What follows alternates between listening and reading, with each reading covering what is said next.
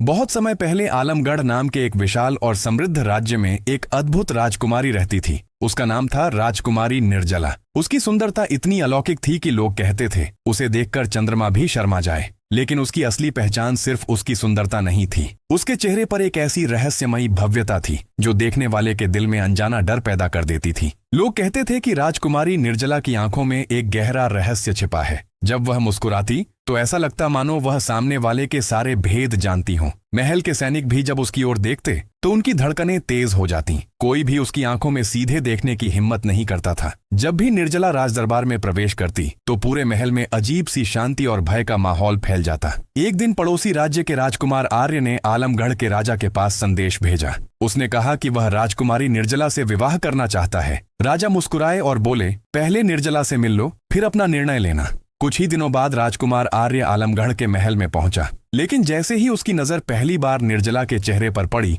उसके भीतर डर की एक लहर दौड़ गई। उसकी आंखें फैल गईं और होंठ कांपने लगे। वह कुछ भी बोल नहीं पाया। बिना एक शब्द कहे उसने अपना विवाह प्रस्ताव वापस ले लिया और तुरंत अपने राज्य लौट गया। इस घटना के बाद पूरे आलमगढ़ में तरह तरह की अफवाहें फैलने लगीं। लोग आपस में कानाफूसी करने लगे। कोई कहता कि निर्जला अपशगुनी है तो कोई कहता कि वह कोई दानवी आत्मा है जो रूप बदलकर महल में रह रही है। लेकिन राजकुमारी निर्जला ने इन बातों पर कभी ध्यान नहीं दिया। वह हर रोज महल की सबसे ऊंची छत पर जाकर चुपचाप बैठ जाती और नीचे अपने राज्य को देखती रहती। मगर महल की सेविकाओं ने एक अजीब बात देखी थी। हर शाम जब सूरज ढलता तो निर्जला के पीछे 7 परछाइयां दिखाई देती थीं, जबकि उसका शरीर सिर्फ एक ही था। एक दिन महल में एक वृद्ध तांत्रिक आया। उसने राजा से कहा, महाराज, आपकी पुत्री किसी प्राचीन श्राप से बंधी हुई है। उसकी सुंदरता के भीतर एक शक्तिशाली और प्राचीन शक्ति छिपी हुई है। राजा घबरा गए और बोले, तो इसका उपाय क्या है?